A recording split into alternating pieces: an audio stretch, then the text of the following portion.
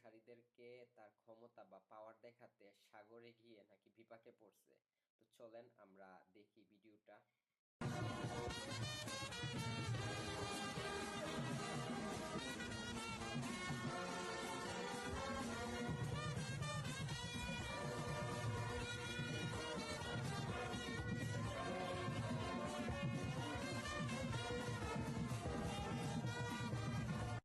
তো ওইখানে বুয়া নবী লাঠি নিয়ে গেছিল সমুদ্রের মধ্যে, যে মুসা নবীর মতন সে সমুদ্র দ্বিভাগ করবে।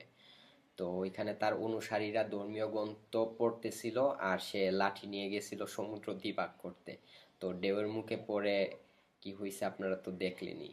তো একটা কথাই বলতে চাই যে আমাদের সর্বশেষ যেই নবী হযরত মুহাম্মদ সাল্লাল্লাহু আলাইহি ওয়াসাল্লাম, তিনি কিন্তু বলে গেছে যে আমি শেষ নবী, আমার পর আর কোনো নবী আসবে না। তো ওইখানের মানুষ কি রকম আমি জানি না, ওরা কিভাবে এগুলা বিশ্বাস করে। ওইখানে শুনি অনেক ধর্মীয় ব্যবসা নাকি হয়। তো আফ্রিকার মানুষগুলা আমি বুঝি না কেমন।